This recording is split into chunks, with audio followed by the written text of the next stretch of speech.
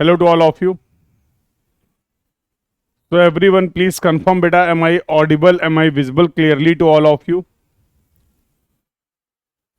सभी लोग कंफर्म कर देंगे बेटा ऑडियो वीडियो क्लियर है.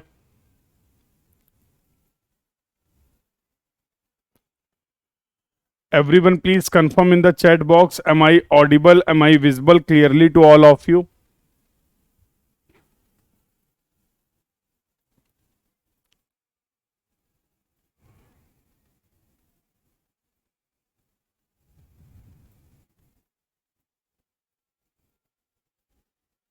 ऑडियो वीडियो क्लियर है. Very good very good. How are you all? कैसे हैं आप सभी लोग? ऑडियो वीडियो क्लियर है. Very good. कैसे हैं आप सभी लोग? How are you all?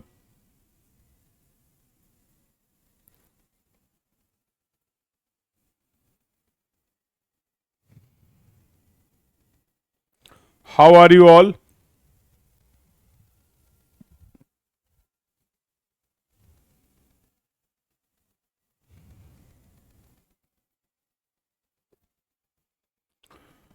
Very good. So I hope you all are good and preparing well for your exam.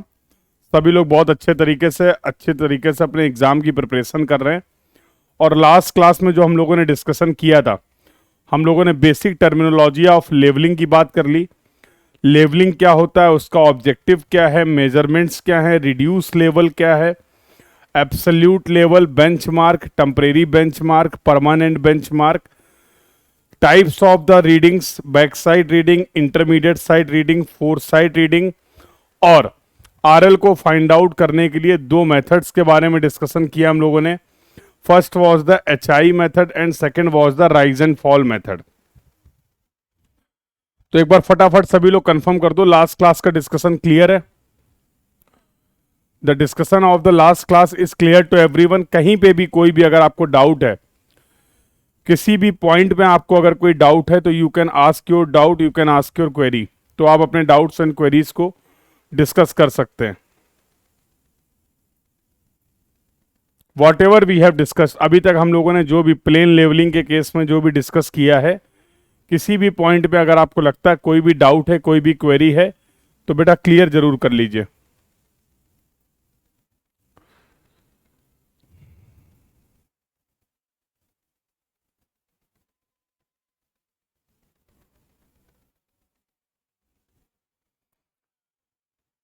Clear है सभी को?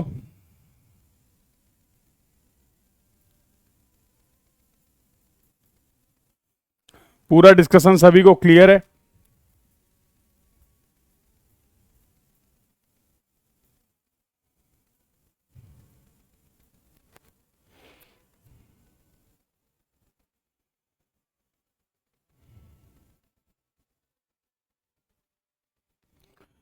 Discussion from the last class is clear to everyone. Please confirm बेटा, so that we can proceed further. आगे बातचीत कर सकते हैं हम लोग फिर.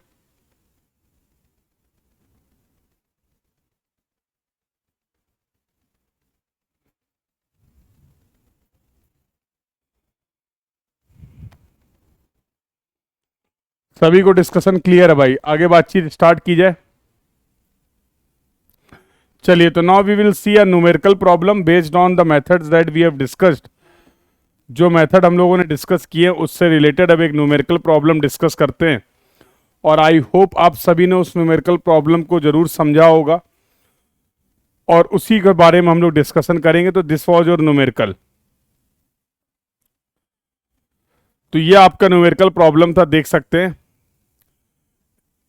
पहले इस न्यूमेरिकल को थोड़ा सा मैं एक्सप्लेन कर देता हूं, फिर कुछ बातचीत करेंगे दोनों ही मेथड से रिलेटेड, एचआई मेथड और राइज एंड फॉल मेथड से related. Then we will solve this problem with the help of both the methods. तो एक मेथड मैं एक्सप्लेन करूंगा, एक आपको खुद से करना है. कंडीशन समझ रहे हो? दो मेथड से हमें इस क्वेश्चन को सॉल्व करना है. कन्वेंशनल प्रॉब्लम है, डिटेल्ड प्रॉब्लम है. तो एक मेथड मैं क्लास में डिस्कस करूंगा. आप चाहें तो मैं एचआई मेथड डिस्कस कर दूं, आप चाहें तो मैं rise and fall method discuss कर दूं, और सेम प्रॉब्लम को दूसरे मेथड से आपको सॉल्व करना है. तो एक बार सभी लोग बता दो चैट बॉक्स में कि किस मेथड से एक्सप्लेनेशन आप चाहते हो मेरी तरफ से.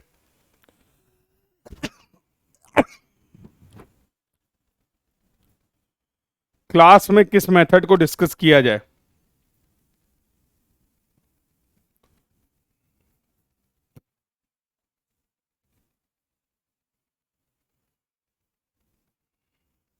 We should solve this question from HI method or from rise or fall method in the class.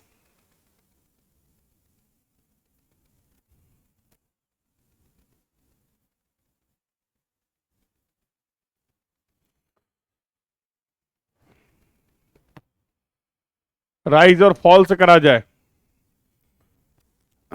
HI से कर लोगे? चलो, तो राइज एंड फॉल, सभी लोग राइज एंड फॉल बोल रहे हैं, तो डेफिनेटली राइज एंड फॉल से ही कर देंगे हम, कोई प्रॉब्लम नहीं। लेकिन इस पर्टिकुलर क्वेश्चन की अगर मैं बात करूं तो थोड़ा सा आपको नए कंसेप्ट को सीखने को मिलता अगर आप HI मेथड बोलते। ये क्वेश्चन बहुत ही ज्यादा सिंपल है राइज एंड फॉल मेथड से। इसको अभी क्यों सिंपल है, कैसे सिंपल है, सारी बातें आपको समझ में आ जाएंगी। अभी मैं आपको एक ओवरव्यू बता दे रहा हूं। जो क्वेश्चन यहां पर दिया गया है, जो डेटा यहां पर आपको दिया गया है, उस डेटा को देखकर ये पता चलेगा आपको कि राइज एंड फॉल मेथड में तो कुछ करना ही नहीं है। लेकिन हां, अगर आप इसी क्वेश्चन को HI मेथड से सॉल्व करेंगे तो कुछ नया जरूर सीखने को मिलेगा। चलो, तो मैं दोनों ही मेथड कवर कर लूंगा, लेकिन पहले आपने राइज एंड फॉल बोला तो राइज एंड फॉल से सॉल्व करा दूंगा। क्वेश्चन क्या जरा समझो। क्वेश्चन बोला जा रहा है the following consecutive readings were taken with a level and the 4 metre staff on a continuously sloping ground. Important बात क्या है, ग्राउंड जो है, टेरेन जो है, फील्ड जो है, वो कंटिन्यूअसली स्लोपिंग है। जो स्टाफ रीडिंग आपने ली हैं वो ली हैं हर कॉमन इंटरवल, हर रीडिंग के बीच में जो डिस्टेंस है वो 30 मीटर की डिस्टेंस है, ऐसा भी सवाल में बोला गया है। करा देंगे बेटा, दोनों से करा देंगे, चिंता मत करो, ठीक है, दोनों से करा देंगे। These are the staff readings that you have taken. These are the staff readings, बहुत सारी स्टाफ रीडिंग्स आपने ली हैं। 0.780, 1.535, 1.955, 2.430, 2.985, 3.480। और इंपॉर्टेंट बात क्या है कि जो आपके पास स्टाफ था इस लेवलिंग वर्क में, उसकी जो हाइट है, उसकी हाइट है 4 मीटर। सवाल में क्लियरली लिखा है, फिर से पढ़िए।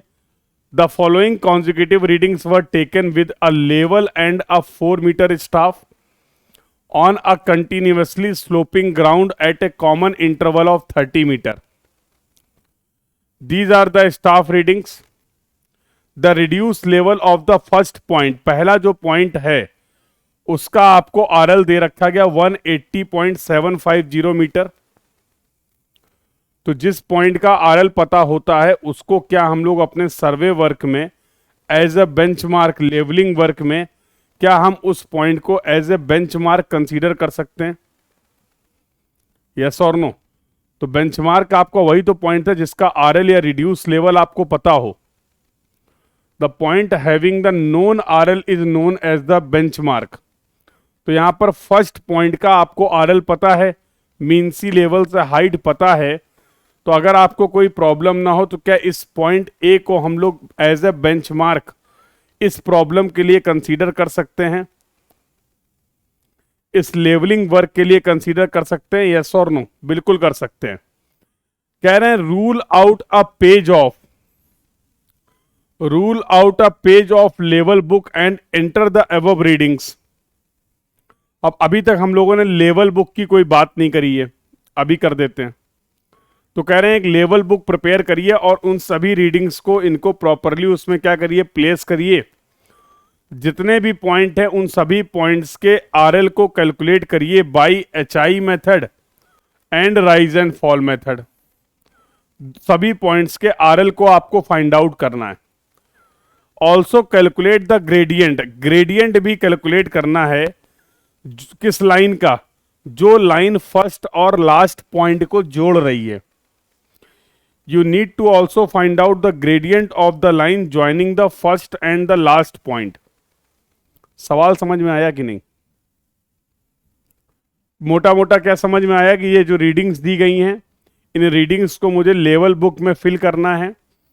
लेवल बुक में फिल करने के बाद जितने भी पॉइंट्स हैं उनके आरएल को कैलकुलेट करना है, एचआई मेथड से कैलकुलेट करना है, राइज एंड फॉल मेथड से कैलकुलेट करना है, और जो लाइन है जो कि पहले और लास्ट पॉइंट को कनेक्ट कर रही है उस लाइन का ग्रेडियंट स्लोप भी मुझे फाइंड आउट करना है। इतना काम करने को बोला गया है आपको इस सवाल में।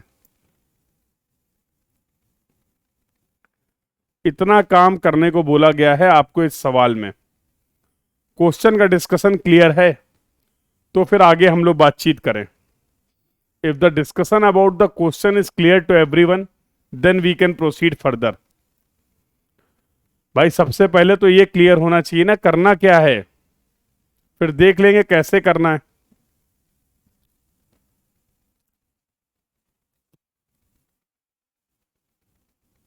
तो लेवलिंग के हर सवाल के लिए एक इंपॉर्टेंट बात है, इन स्टाफ रीडिंग को ऑब्जर्व करिए जरा। इन स्टाफ रीडिंग को जरा ध्यान से ऑब्जर्व करिए और देखिए क्या इन रीडिंग्स के बेसिस पे ग्राउंड की प्रोफाइल कैसी है, इसका कुछ आइडिया लग रहा है क्या आपको? All these are the staff readings. ये सभी रीडिंग्स आपने स्टाफ की हेल्प से ली है। आपके पास एक 4 मीटर का स्टाफ अवेलेबल है। तो बट मुझे ये बताइए, थोड़ा सा ध्यान दीजिए इन रीडिंग्स में। इन्वेस्ट योर 1 और 2 मिनट इन दीज रीडिंग्स। 1 से 2 मिनट का टाइम इन्वेस्ट करिए इस स्टाफ रीडिंग्स में और देखिए क्या इस स्टाफ रीडिंग की हेल्प से ग्राउंड की क्या कंडीशन है, इस बात का कोई आपको आइडिया लग रहा है?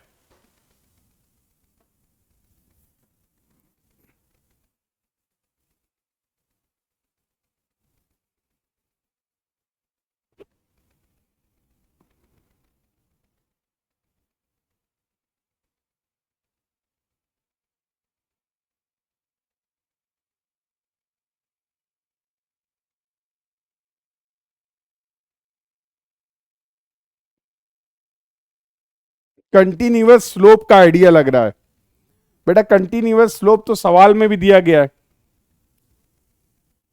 अच्छा, क्या इन रीडिंग्स के बेसिस पे आप मुझे ये बता सकते हैं कि ग्राउंड कंटिन्यूअसली स्लोपिंग है, अपवर्ड या डाउनवर्ड?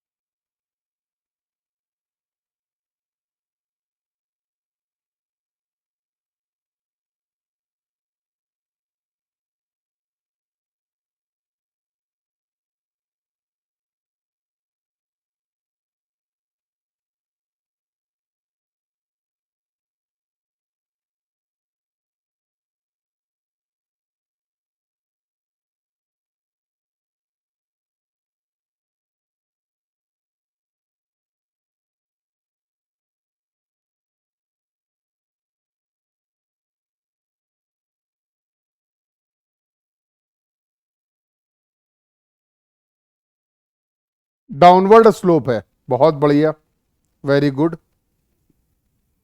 What about others? बिल्कुल बेटा, सवाल में क्लियरली बोला गया है कि ground is continuously sloping.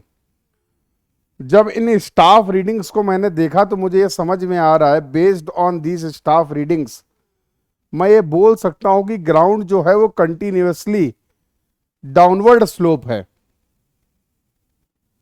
Downward slope है, यस और नो?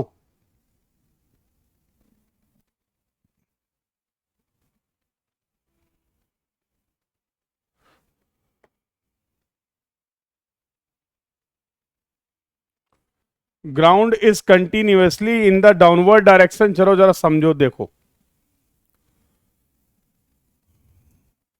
ग्राउंड के हालात कुछ ऐसे हैं,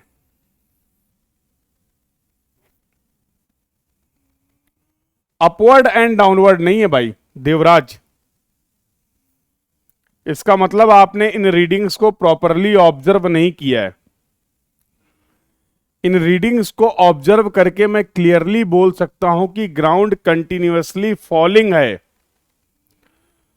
राइज तो कहीं हो ही नहीं रहा है, कहीं पे भी राइज नहीं हो रहा है, फॉल हो रहा है। देखो एक एक चीज, पहला क्वेश्चन है इसलिए डिटेल में एक्सप्लेन कर रहा हूं। और अगर आप स्टाफ रीडिंग्स को विजुलाइज करना सीख गए तो बेटा कोई भी ऐसा सवाल नहीं लेवलिंग का जो आप कर ना पाए।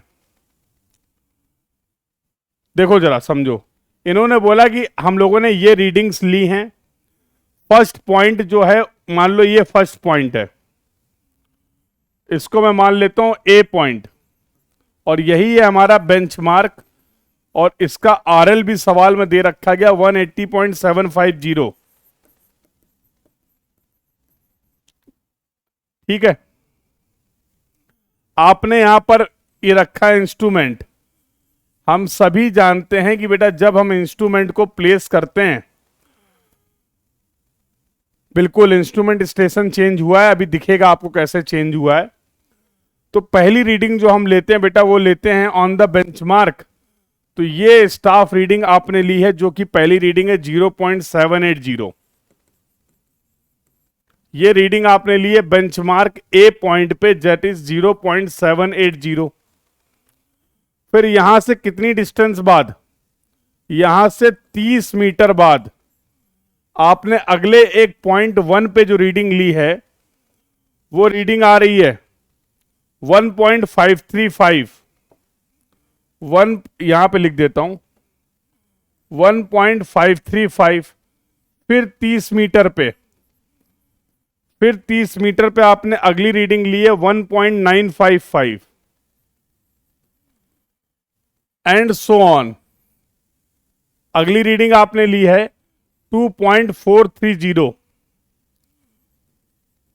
2.430। नेक्स्ट रीडिंग आपने ली है 2.985,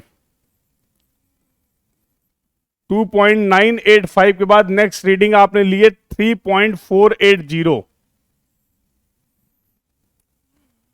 3.480। लेकिन अब यहां पर आप ऑब्जर्व करिए, इस रीडिंग के बाद स्टाफ रीडिंग में सडन चेंज हो रहा है। यहां पर रीडिंग आ रही 3.480, इसके बाद सडन चेंज हो रहा है, दिख रहा है। स्टाफ रीडिंग जो कि 3.480 थी अब वो हो गई है 1.155। ये सडन चेंज क्या इंडिकेट कर रहा है, ये सडन चेंज क्या इंडिकेट कर रहा है? अरे भैया सवाल में बोला गया है कि हमारे पास जो स्टाफ अवेलेबल है वो है 4 मीटर का स्टाफ। तो भैया जब हमारी ये ऑलरेडी यहां पर रीडिंग आ रही 3.480, जाहिर सी बात है इस पर्टिकुलर इंस्ट्रूमेंट पोजीशन से नेक्स्ट रीडिंग ले पाना पॉसिबल नहीं हो पाया होगा। और नेक्स्ट रीडिंग जब ले पाना पॉसिबल नहीं हो पाया होगा तो आपके पास सिर्फ एक तरीका है, आपने अपने इंस्ट्रूमेंट की पोजीशन को चेंज किया होगा। बिल्कुल यहां पर आपने इंस्ट्रूमेंट को शिफ्ट किया है और पहली रीडिंग जो आप लेंगे वो होगी बैक साइड रीडिंग, और ये रीडिंग आपने ली है 1.155। 30 मीटर बाद, यहां से 30 मीटर बाद फिर अगली रीडिंग आपने कितनी ली है 1.960। Again next reading 2.365, next reading 3.640, 3.640। फिर देखिए यहां पर फिर से आपको इन दोनों रीडिंग में सडन चेंज दिख रहा है। ये सडन चेंज ये इंडिकेट कर रहा है कि अब मुझे इंस्ट्रूमेंट को फिर से शिफ्ट करना पड़ा है, something like this. Again we will take the first reading as the back side reading 0 point, ये रीडिंग आपने ले ली 0.935। अगली रीडिंग आपने ले ली 1.045। हर रीडिंग के बीच में जो डिस्टेंस है वो है 30 मीटर की डिस्टेंस। 1.630 1.630। और भैया ये लास्ट रीडिंग है सर्वे वर्क की, जो कि है 2.545। क्योंकि ये रीडिंग्स लगातार इंक्रीज कर रही हैं, इसका मतलब एलिवेशन डिक्रीज करेगा।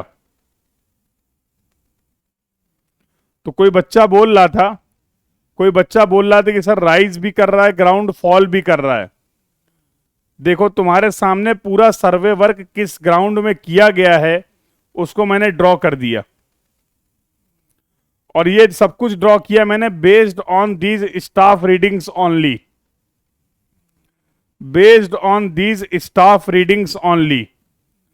तो कितने पॉइंट पे स्टाफ रीडिंग लिया आपने? स्टेशन 1 2 3 4 5 6 7 8 9 10 11 स्टेशंस ऐसे हैं जहां पर आपने ये स्टाफ रीडिंग्स ली हैं। क्लियर भाई ये डिस्कशन? क्लियर है ये डिस्कशन सभी को? यस और नो? कैसे स्टाफ रीडिंग की हेल्प से?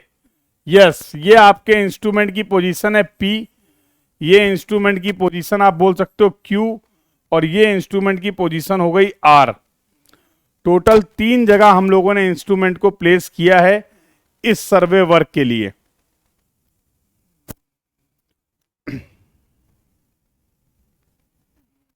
और सभी रीडिंग्स के बीच में हॉरिजॉन्टल डिस्टेंस कितनी है? सभी रीडिंग्स के बीच में हॉरिजॉन्टल डिस्टेंस कितनी है? 30 मीटर। आई होप अभी सभी को क्लियरिटी मिल गई है कैसे सर्वे वर्क, कहां पर ये सर्वे वर्क किया गया है। Now I think this point is clear to everyone. बोलो बेटा, सभी लोग विजुलाइज कर पा रहे हैं पूरी सिचुएशन को? अब जाहिर सी बात है इतनी सारी रीडिंग्स हैं, हम इंस्ट्रूमेंट को चेंज भी कर रहे हैं, तो अगर एक एक स्टेशन के लिए हम मैनुअल कैलकुलेशन करेंगे तो चांसेस ऑफ एरर भी तो हैं। अगर हर एक स्टेशन के लिए हम लोग मैनुअल कैलकुलेशन करेंगे, आरएल को फाइंड आउट करेंगे, तो गलती होने की संभावना भी है। इसलिए हम लोग क्या करते हैं, एक फील्ड बुक प्रिपेयर कर लेते हैं। इसलिए हम लोग क्या करते हैं, जब कभी भी लेवल वर्क करते हैं तो फील्ड बुक या फिर इसी को आप बोलते हो एक लेवल बुक प्रिपेयर कर लेते हैं। तो इसका फॉर्मेट क्या जरा ये समझ लीजिए। तो सबसे पहले ले लेते हैं स्टेशन, फिर ले लेते हैं डिस्टेंस, फिर ले लेते हैं बैक साइड रीडिंग, फिर ले लेते हैं इंटरमीडिएट साइड रीडिंग, फिर ले लेते हैं फोर साइड रीडिंग, फिर ले लेते हैं HI, फिर ले लेते हैं कॉलम RL का, और फिर एक कॉलम ले लेते हैं रिमार्क का। तो बेटा ये आपका एक स्टैंडर्ड फॉर्मेट है। कौन से मेथड का? कौन से मेथड का?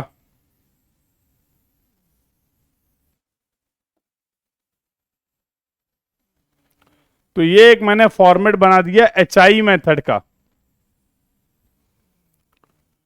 This is the format of the field book और level book for HI method. अब जितने भी स्टेशन हैं उन सभी के लिए यहां पर हम रीडिंग्स को प्लेस कर देंगे।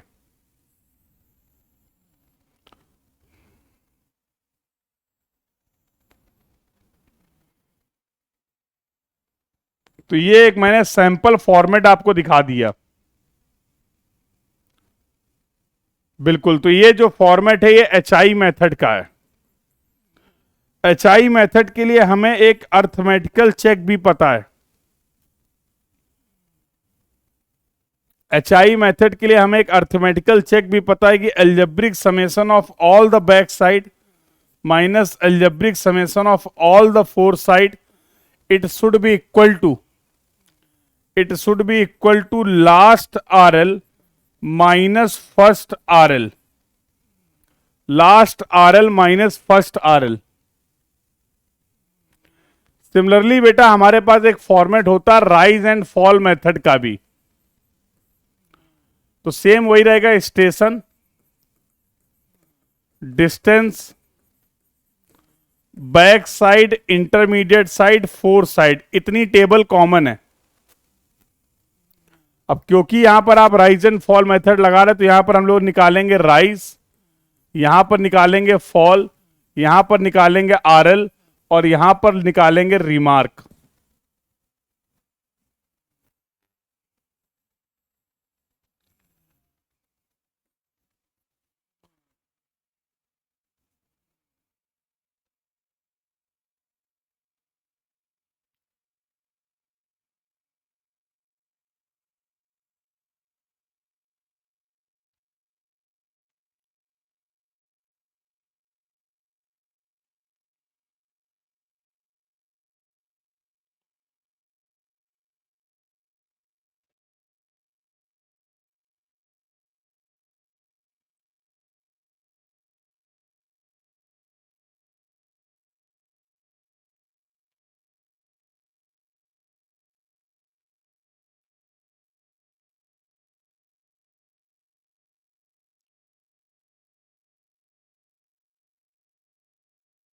तो ये बेटा आपका फॉर्मेट हो गया राइज एंड फॉल मेथड का। कोई बात नहीं, डिस्टेंस वाला कॉलम अगर रिक्वायर्ड है तो ऐड करेंगे, अदरवाइज उसको हटा देंगे। अब जैसे यहां पर ये जो प्रॉब्लम दिया गया है यहां पर हमें इस कॉलम की जरूरत पड़ेगी तो ऐड कर देंगे, अदरवाइज अगर नहीं पता है डिस्टेंस तो हटा देंगे। समझ रहे हो विष्णु? इसका क्या अर्थमेटिकल चेक था बताओ? राइज एंड फॉल मेथड का अर्थमेटिकल चेक क्या था ये भी हम जानते हैं, algebraic summation of all the back side minus algebraic summation of all the fore side will be equal to last RL minus first RL। और इसके बाद आपके पास एक और था, algebraic summation of all the rise minus algebraic summation of all the fall.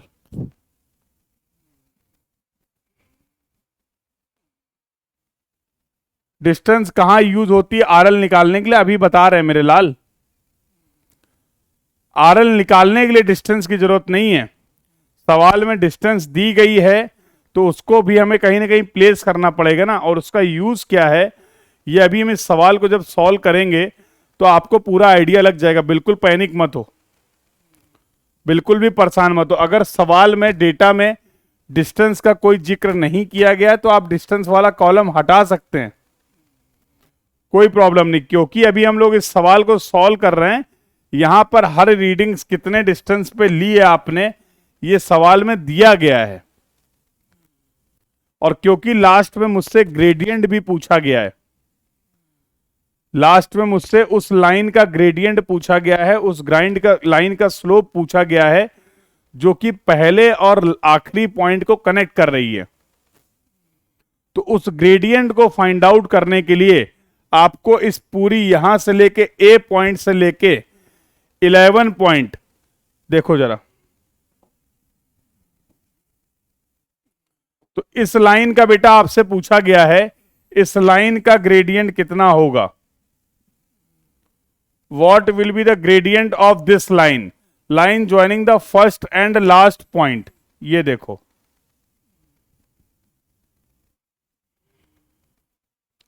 दिख रहा है? यही तो वो लाइन है जो कि फर्स्ट और लास्ट पॉइंट को कनेक्ट कर रही है। तो ये थीटा कितना होगा ये पूछा गया है।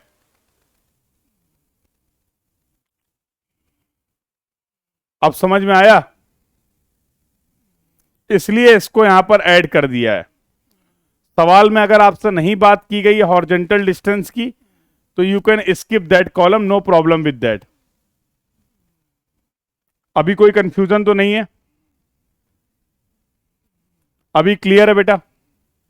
बाकी लोग भी कंफर्म कर दो, एक बार बाकी लोग भी कंफर्म कर देंगे, यहां तक की सभी बातें सभी को क्लियर हैं?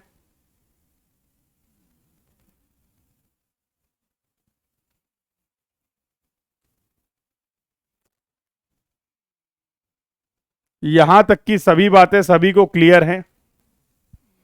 तो ये फॉर्मेट हो गया आपका लेवल बुक का, ये अर्थमेटिकल चेक हो गया एचआई या फिर लाइन ऑफ कोलिमिनेशन मेथड के लिए। ये आपके लेवल बुक का फॉर्मेट हो गया राइज एंड फॉल मेथड के लिए, and this is the arithmetical check for the rise and fall method. अब मुझे बता दो इस सवाल को किस मेथड से मैं सॉल्व कर दूं। हो सकता है स्टार्टिंग में आप समझ ना पाए हो, तो जो डिफिकल्ट तुम्हें लगे वो मैं करा दूंगा, कोई प्रॉब्लम नहीं। जो भी मेथड आपको डिफिकल्ट लग रहा है उस मेथड से इस क्वेश्चन को मैं सॉल्व करा दूंगा, और दूसरे मेथड को आपको खुद से ट्राई करना है।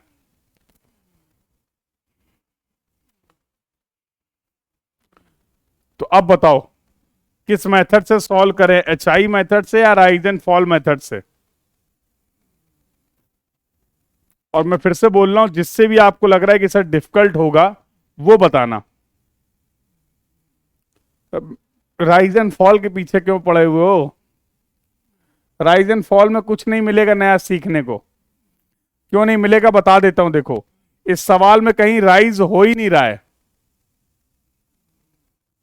इस सवाल में कहीं राइज हो ही नहीं रहा, केवल फॉल और फॉल है। यहीं खत्म कर दें राइज एंड फॉल, लो इतना परेशान हो, लो राइज एंड फॉल यहीं निपटा देते हैं। What will be the RL of point one? Point one का आरएल क्या होगा बताओ?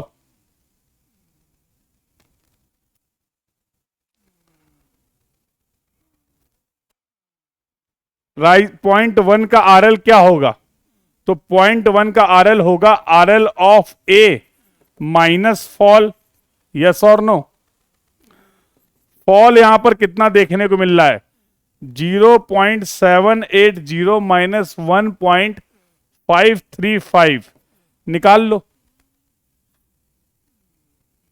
1.535, 0.780 माइनस 1.535 माइनस का 0.755, माइनस क्या इंडिकेट कर रहा? फॉल। तो RL of one will be equal to 180.750 minus 0.755। This is going to be the RL of point one. Similarly what will be the RL of point to?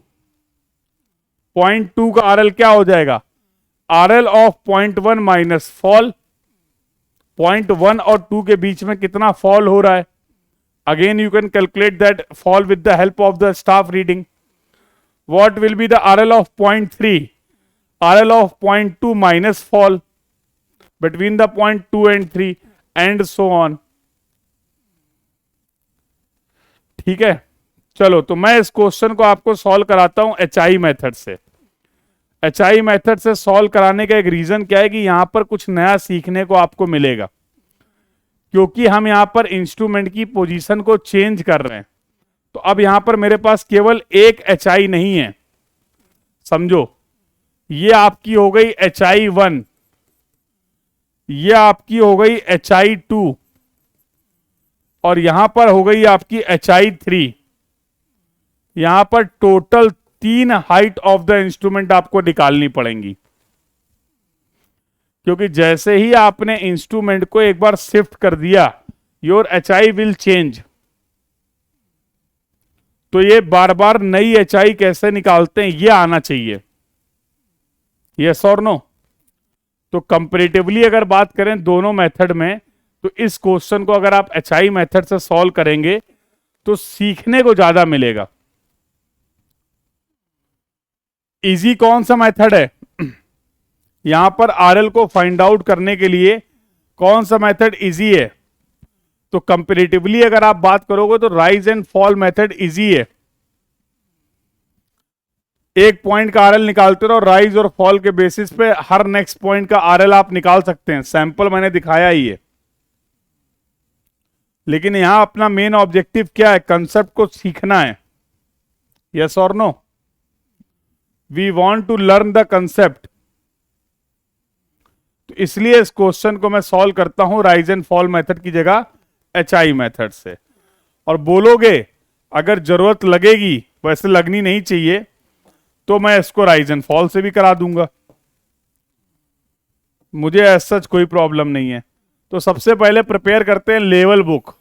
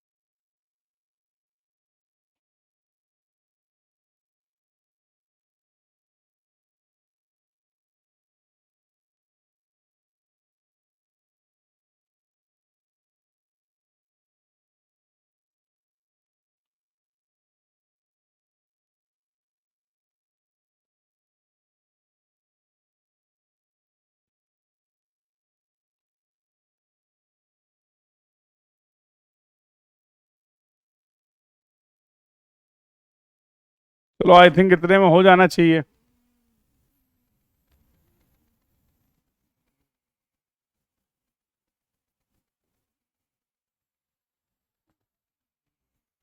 तो क्या क्या column थे जरा देखो,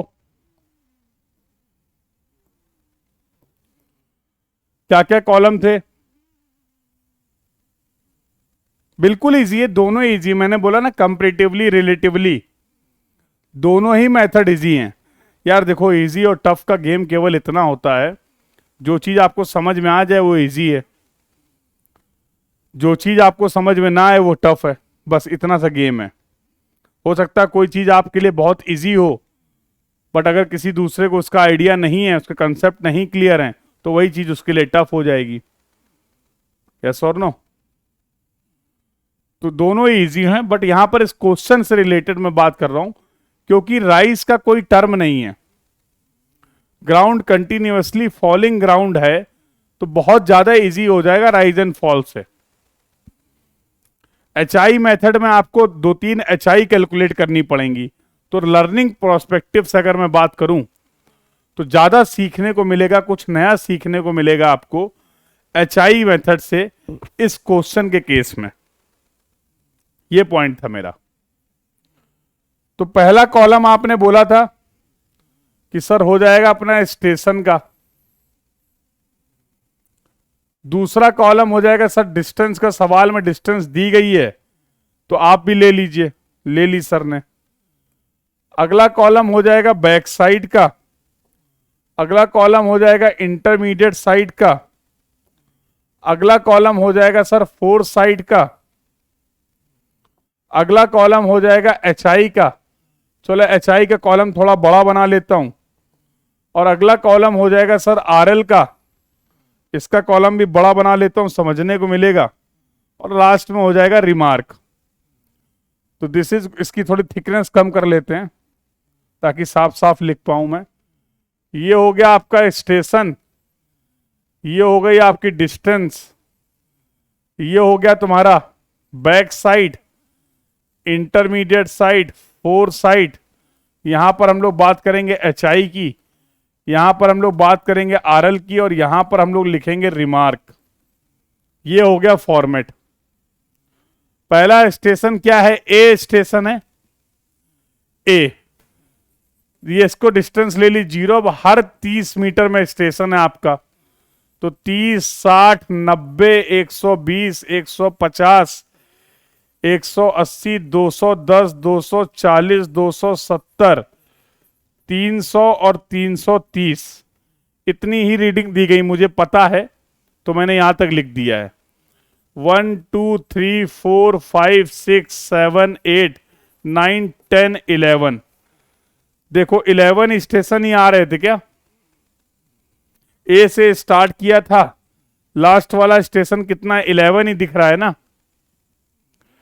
ठीक है, चलो भाई, कोई दिक्कत की बात नहीं है। अब इन रीडिंग का प्लेसमेंट कर लेते हैं, ये बहुत इंपॉर्टेंट है।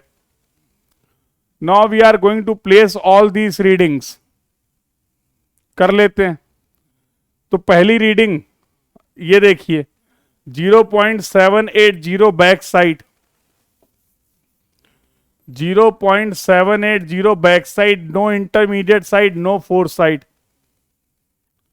यहां से जो स्टेशन नंबर 5 पे रीडिंग ली है वो है 3.480। स्टेशन नंबर 5 पे 3.480। इसके अलावा जितनी भी रीडिंग है वो इंटरमीडिएट साइट है।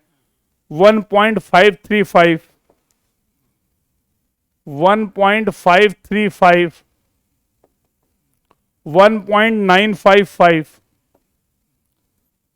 1.955, 2.430,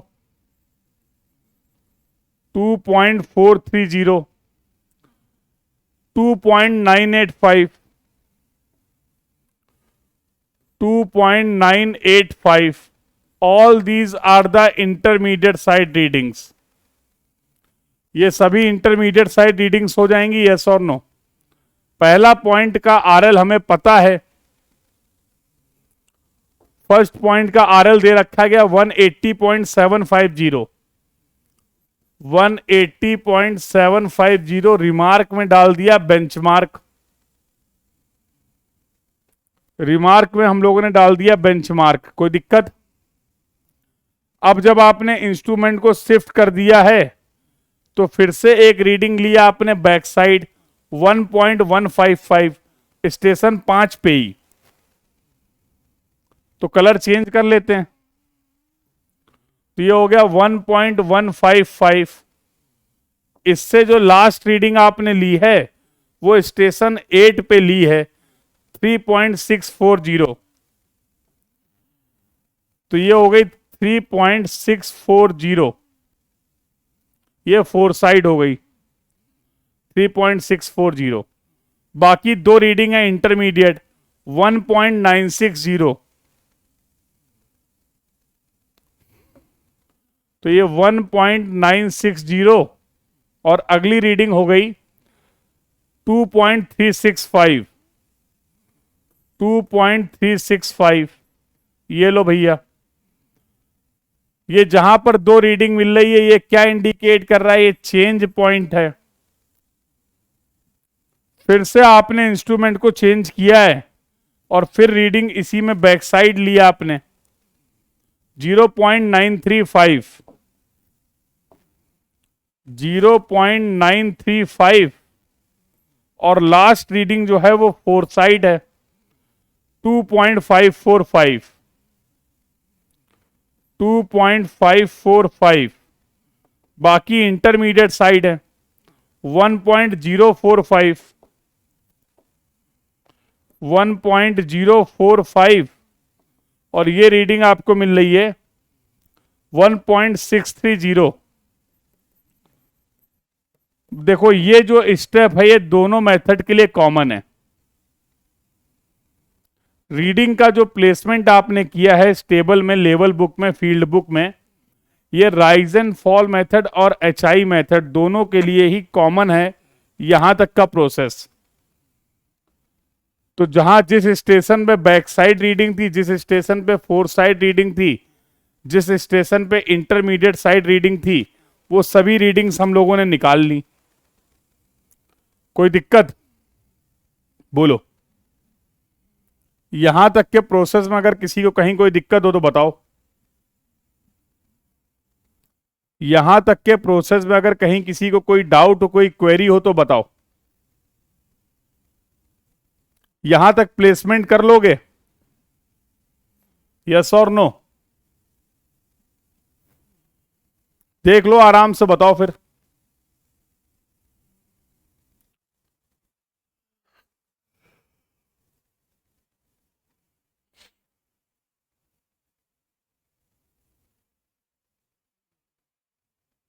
जहां पर फिर से दो रीडिंग मिल रही, इसको भी आप बोल सकते हो this is your change point और टर्निंग पॉइंट।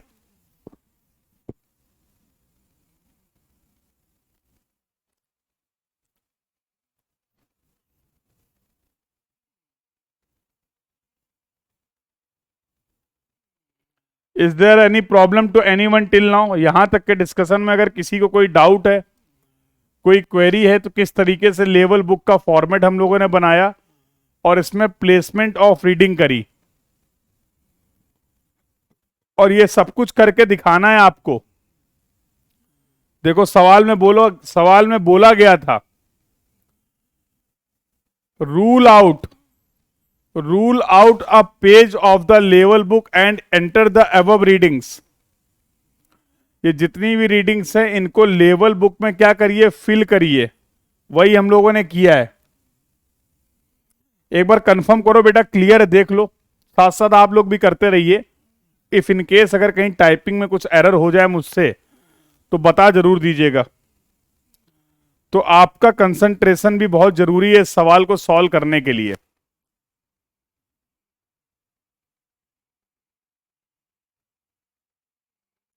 तो अगर यहां तक की सभी बातें सभी को क्लियर है तो फिर हम लोग आगे बातचीत कर सकते हैं। बोलिए। If the discussion till now is clear to everyone then we can proceed further. Confirmation नहीं आ रहा भाई चैट बॉक्स में?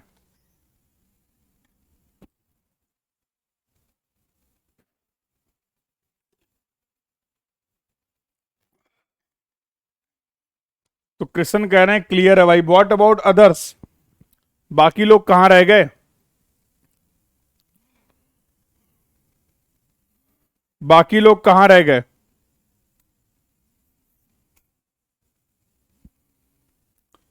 चलें फिर आगे बातचीत करें। क्या ये पहली वाली HI1 जो है वो हम निकाल सकते हैं? What will be the value of the HI1? तो सर ये हो जाएगा benchmark plus back side reading 0.780। यही हो जाएगा क्या? तो 180.75 plus 0.780 179.970 metre is the first HI। Clear है? बहुत बढ़िया, क्लियर ही होना चाहिए। 180 क्या कुछ, अच्छा माइनस कर दिया, सॉरी। 180.75 प्लस 0.780 बिल्कुल सही, इसीलिए बोल रहा हूं देखते रहना। 181.53 मीटर यही आ रहा है। 181 बिल्कुल सही, मैंने माइनस कर दिया था गलती से, sorry for that. 181.53 181.530 is going to be the HI। अब जब तक हम इंस्ट्रूमेंट को शिफ्ट नहीं करेंगे, तब तक HI चेंज नहीं होगी। मानते हो कि नहीं? अब जब तक हम इस इंस्ट्रूमेंट को किसी नई लोकेशन पे शिफ्ट नहीं करेंगे तब तक ये HI चेंज नहीं होगी। मतलब स्टेशन नंबर 5 तक के RL को मैं कैलकुलेट कर सकता हूं इसी HI की हेल्प से। बोलो, स्टेशन नंबर 5 तक का RL हम लोग निकाल सकते हैं इस HI की हेल्प से। तो देखो, स्टेशन नंबर 5 तक ये HI वैलिड है।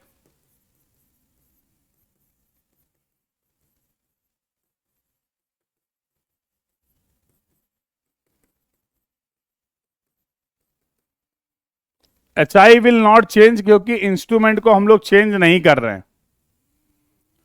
लेकिन अगर स्टेशन 6 का आपको RL निकालना है तो वो HI बदल गई है। तो जरा देखो, क्या हम ये HI2 निकाल सकते हैं? How we can calculate this HI2? तो क्या मैं लिख सकता हूं HI2 will be equal to HI1 minus ये डिफरेंस x ले लें, माइनस x। बोलो, अगर HI1 में से मैं ये x घटा दूं तो मुझे HI2 पता चल जाएगी, यस और नो? अगर HI1 में से मैं ये डिस्टेंस x को सब्सट्रैक्ट कर दूं तो मुझे ये डिस्टेंस HI2 पता चल जाएगी। और ये x क्या है?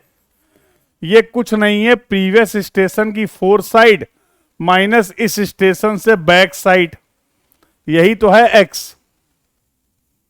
बोलो, मतलब अगर मैं लिख दूं यहां पर 3.480 माइनस 1.155 तो ये x की वैल्यू हो जाएगी। बोलो बेटा, तो 3.480 माइनस 1.155 और इसको मैं माइनस कर देता हूं HI1 से 181.53 माइनस आंसर। तो जरा देखना क्या न्यू HI यही आ रही है, 179.205 मीटर।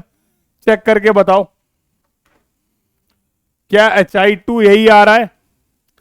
फिर वही बात है, जब तक अब इंस्ट्रूमेंट शिफ्ट नहीं होगा HI will same 179.205 metre will be the HI। अब मुझे कैलकुलेट करके बता दो what will be the value of HI3। HI3 क्या होगा? तो मैं कैलकुलेट कर लेता हूं, लेकिन मैं आपका वेट करूंगा। x तो 3.640 माइनस 0.935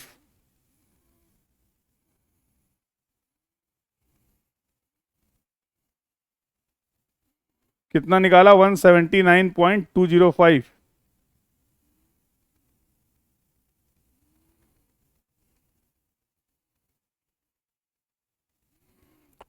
HI3 की वैल्यू बताओ, what will be the value of HI3?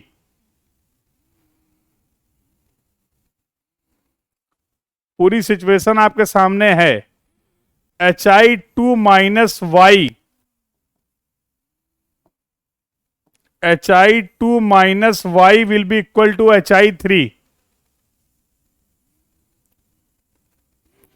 HI2 minus this distance y will be equal to HI3। कितनी वैल्यू आ रही बेटा HI3 की?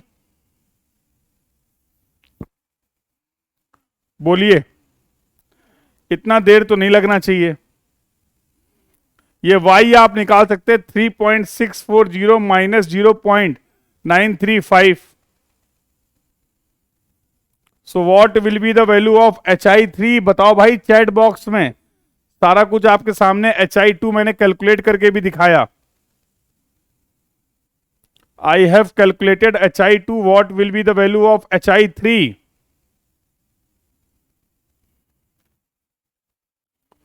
बिल्कुल सही, 176.5। इतना देर क्यों लगा रहे हो? तो ये हो गया 176.500, 176.500। अब कुछ बचा ही नहीं सवाल में। अब इस सवाल में कुछ बचा नहीं है। RL क्या होगा? This HI minus this staff reading, this HI minus this staff reading will be equal to this RL। बोलो हां। तो सेम कलर यूज करते ताकि कोई कंफ्यूजन ना हो। ये HI में से ये स्टाफ रीडिंग घटा देंगे तो ये RL आ जाएगा। HI चेंज हो नहीं रही है, this HI minus this staff reading will be equal to this RL। ये देखो, यहां तक तो कोई दिक्कत है ही नहीं। ये करना है, RL निकाल लें। 181.530 minus 1.535, 179.995, 181.53 minus 1.955, 179.575, 181.53 minus 2.430, 179.100, 181.530 minus 2.985, 178.545, 181.530 minus 3.480, 178.050। क्या ये आरएल सही है? अच्छा, शुभम चेक तक पहुंच गए, बहुत बढ़िया। क्या ये आरएल सही है? अगला देखिए, अब एच आई चेंज हो गई है, तो this H I minus this reading will be equal to this RL.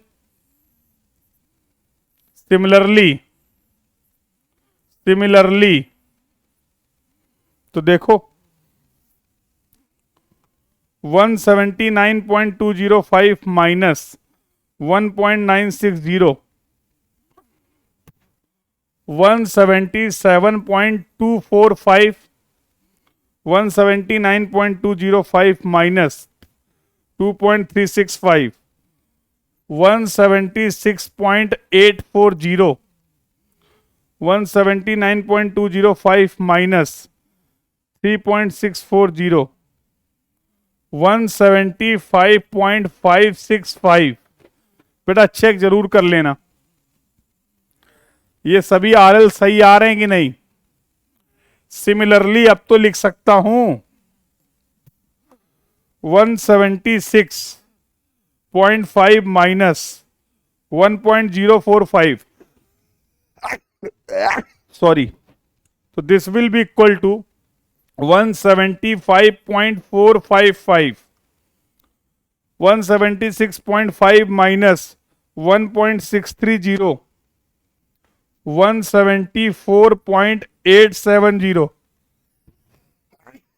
Next 176.5 minus 2.545, 173.955। These are the RL. Take your time और कंफर्म करिए क्या ये सभी आरएल सही है। कैलकुलेट करिए, चेक करिए और बताइए क्या ये सभी आरएल जो मैंने कैलकुलेट किए हैं वो परफेक्ट हैं, यस और नो।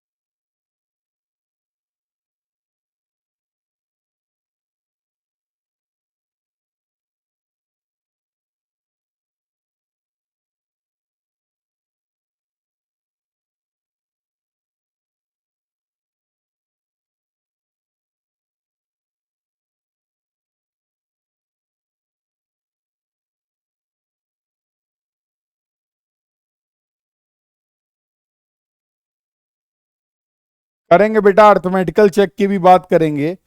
पहले ये कंफर्म करिए इन आरएल्स में कोई कैलकुलेशन मिस्टेक तो नहीं है।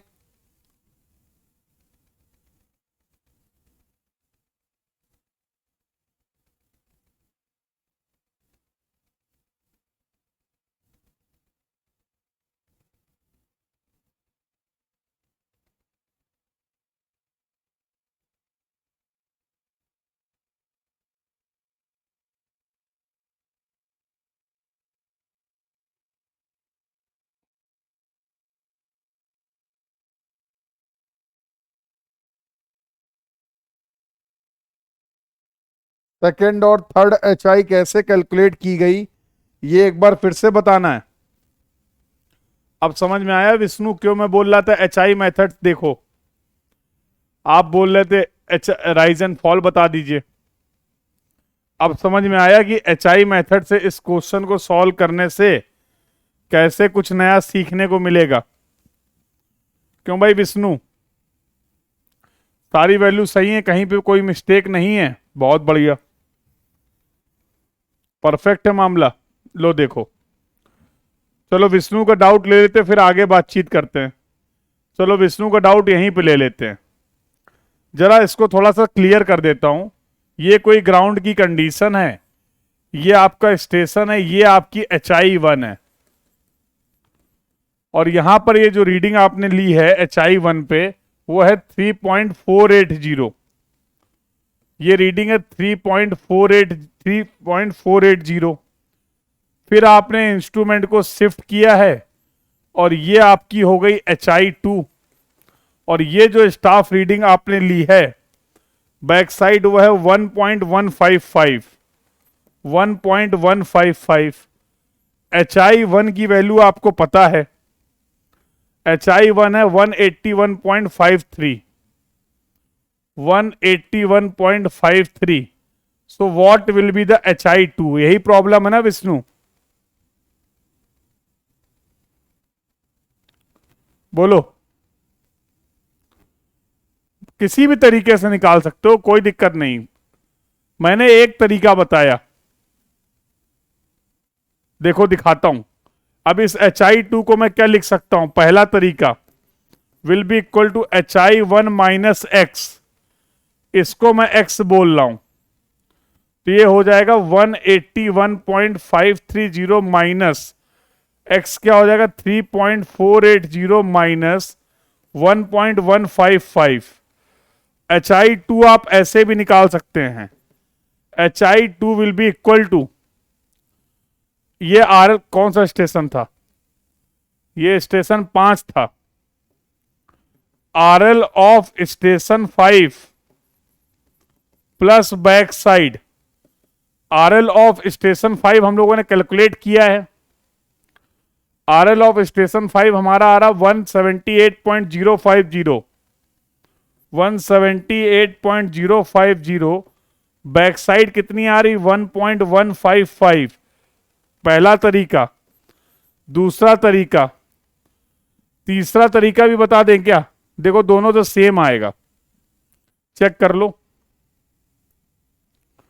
181.53 माइनस 3.480 माइनस 1.155, यह आ रहा है 179.205।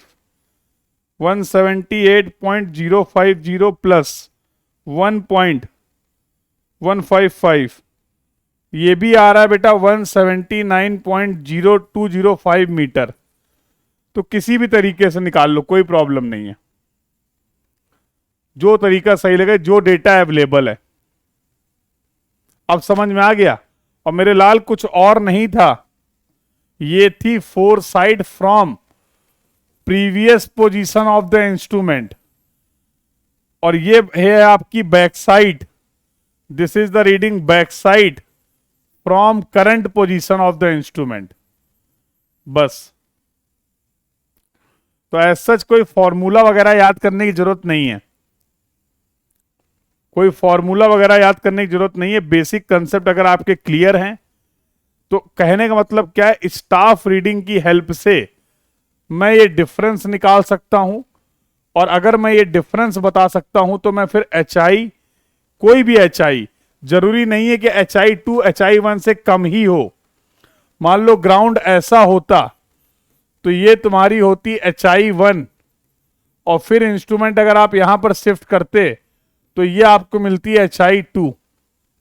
तो याद नहीं करना है, बेसिक कंसेप्ट समझना है। No need to remember anything, just follow the basic concept. जैसी कंडीशन होगी उसके बेसिस पे हम सॉल्व कर लेंगे। ऐसा करने से चांसेस ऑफ एरर जो है, मिस्टेक के चांसेस हैं, वो कम हो जाएंगे। क्लियर हो गया भाई doubt?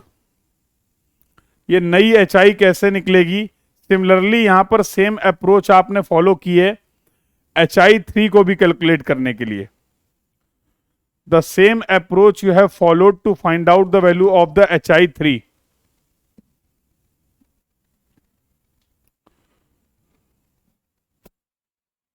So I hope this point is clear to everyone.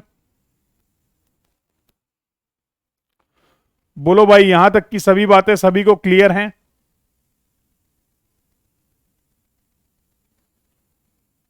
चलिए, तो अब जो भी कैलकुलेशन आपने किए हैं, क्या वो कैलकुलेशन सही हैं या गलत हैं, इस बात को भी हम चेक कर सकते हैं। तो क्या था अर्थमेटिकल चेक? तो algebraic summation of back side minus algebraic summation of fore side should be equal to the last RL minus first RL। जरा algebraic summation of back side निकाल लो, तो इन सभी बैक साइड रीडिंग को add कर दो। तो 0.780 प्लस 1.155 प्लस 0.935, ये आ रहा 2.87। तीन रीडिंग थी, तो ये हो गया 2.87 माइनस फोर साइड निकाल लो। तो फोर साइड है 3.480 प्लस 3.640 प्लस 2.545, ये आ रहा 9.665। लास्ट RL आपने कैलकुलेट किया 173.955, 173.955 और 180.750 आपको पहला RL दे रखा गया था। चेक करो, तो 2.87 माइनस 9.665, ये आ रहा माइनस का 6.795। ये देखो 173.955 माइनस 180.750 माइनस का 6.795। LHS बराबर RHS, इसका मतलब चेक क्या है? ओके है। जितने भी कैलकुलेशन आपने किए हैं वो सभी क्या हैं? सही है। इसका मतलब क्या हुआ? जितने भी RL आपने फाइंड आउट किए हैं, you have find out the all the corrected RL। सभी RL जो आपने कैलकुलेट किए हैं वो बेटा क्या हैं? सही है। तो ये अर्थमेटिकल चेक का गेम था। इंपॉर्टेंट है, ऑब्जेक्टिव क्वेश्चन लेवलिंग का जो बनता है वो अर्थमेटिकल चेक से ही बनता है। ये क्वेश्चन मैंने क्लास में आपको इसलिए सॉल्व कराया ताकि आपको कंप्लीट अंडरस्टैंडिंग हो जाए इन दोनों मेथड के बारे में। इतना बड़ा और इतना लेंदी, इतना कैलकुलेटिव सवाल ऑब्जेक्टिव में नहीं आएगा। इसी का कोई छोटा सा पार्ट आपसे ऑब्जेक्टिव में पूछा जाएगा, और ज्यादातर जो क्वेश्चन देखने को मिलेंगे आपके गेट और ईएससी में लेवलिंग से ऑब्जेक्टिव्स में, वो आपके अर्थमेटिकल चेक से ही रिलेटेड होते हैं। Those question you will find related to the arithmetical check only। Clear है बेटा यहां तक की सभी बात सभी को? I hope the entire discussion is clear to everyone. एक पॉइंट और पूछा गया है, उसकी भी बात कर लेते हैं। पूछा गया है ग्रेडियंट। तो देखो, ये पॉइंट A था, ये स्टेशन 11 है। इन दोनों को जोड़ने वाली लाइन, इन दोनों को जोड़ने वाली जो लाइन थी, इसका पूछा गया है ग्रेडियंट क्या होगा, थीटा क्या होगा। ए का RL है 180.750 और लास्ट पॉइंट का RL है 173.955। इनके बीच की जो वर्टिकल डिस्टेंस है, एलिवेशन डिफरेंस है, ये भी हमें पता है। तो ये वैल्यू कितनी हो जाएगी? ये वैल्यू हो जाएगी तुम्हारी 9.655। यस, नहीं, 6.795। 6.795। हॉरिजॉन्टल डिस्टेंस कितनी है? 330 मीटर। तो gradient theta is equal to लिख सकते हैं 6.795 divide by 330 will be equal to, और हम सभी जानते हैं हम ग्रेडियंट को 1 इन n के फॉर्म में रिप्रेजेंट करते हैं, तो 330 डिवाइड बाई 6.795, ये आ जाएगा 1:48.565. This is going to be the gradient between the first and last point. ऐसी लाइन जो कि फर्स्ट और लास्ट पॉइंट को कनेक्ट कर रही है, उसका ग्रेडियंट हो जाएगा 1:48.565. So this is going to be the gradient, this is going to be the gradient. इसीलिए हम लोगों ने डिस्टेंस वाले पॉइंट को ऐड किया था, इसीलिए हम लोगों ने डिस्टेंस वाले पॉइंट को ऐड किया था। अब अगर आप ये same question rise and fall method से सॉल्व करना चाहते हैं, तो ये HI वाला टर्म हट जाएगा, यहां पर दो कॉलम आ जाएंगे, राइज एंड फॉल। यस और नो? अब आपको इन रीडिंग्स के बेसिस पे इन दो रीडिंग को कंपेयर करो, अगर डिफरेंस इसका माइनस आ रहा तो फॉल में प्लेस कर देना, फिर इन दोनों रीडिंग को कंपेयर करो, डिफरेंस माइनस आ रहा फॉल, फिर नेक्स्ट रीडिंग, फिर नेक्स्ट रीडिंग, फिर next reading. In this way by comparing all the readings, her station का आपको पता चल जाएगा प्रीवियस स्टेशन के कंपैरिजन में राइज हो रहा है या फॉल हो रहा है।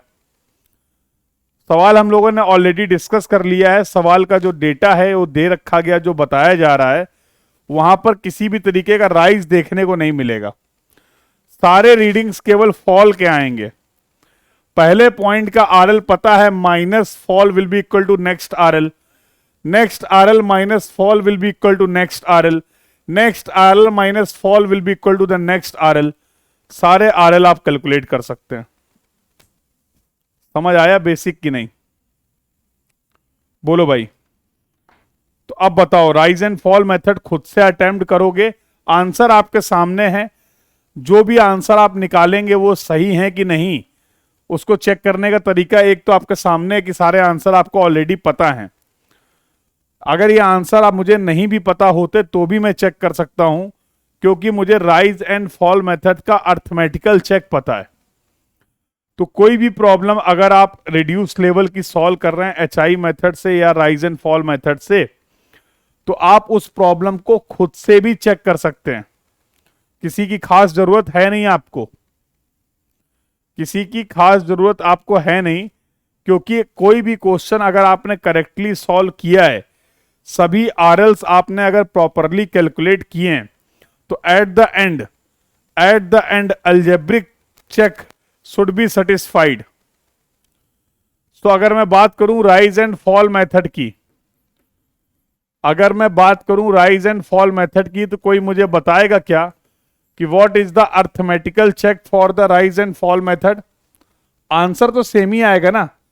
अरे भैया, ये सभी पॉइंट तो फिक्स पॉइंट है ना Vishnu,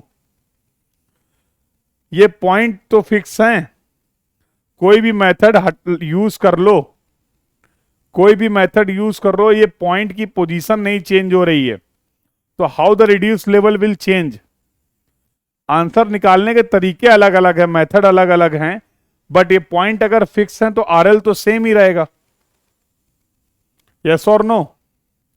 if these points are fix the RL will remain same. बिल्कुल, अर्थमेटिकल चेक भी लगा सकते हैं। तो अर्थमेटिकल चेक क्या हो जाएगा? तो algebraic summation of back side minus algebraic summation of fore side should be equal to the last RL minus first RL, and it should be equal to the algebraic summation of all the rise minus algebraic summation of all the fall. Algebraic summation of all the rise minus algebraic summation of all the fall. तो ये आपका arithmetical check है for rise and fall method. This is the arithmetical check for rise and fall method. तो मुझे पूरी उम्मीद है कि आप बहुत आसानी से इस क्वेश्चन को सॉल्व कर लेंगे राइज एंड फॉल मेथड से। क्या ये मुझे सही लग रहा है, सही उम्मीद है या नहीं, बस ये बता दो। बोलो भाई। सबसे इंपॉर्टेंट स्टेप है प्लेसमेंट ऑफ द रीडिंग। ये जो लेवल बुक आपने प्रिपेयर की है, इसमें रीडिंग को आप किस तरीके से प्लेस करेंगे, सबसे इंपॉर्टेंट बात ये है। अगर आपने किसी भी रीडिंग को गलत जगह प्लेस कर दिया तो फिर आपके सारे आंसर गड़बड़ हो जाएंगे भाई, समझ रहे हो? तो it is very important and essential to place all the readings in the correct location. तो सेम क्वेश्चन को आपको सॉल्व करना है राइज एंड फॉल मेथड से, और यह आपका होम असाइनमेंट है। हो जाएगा? बोलो भाई, हो जाएगा?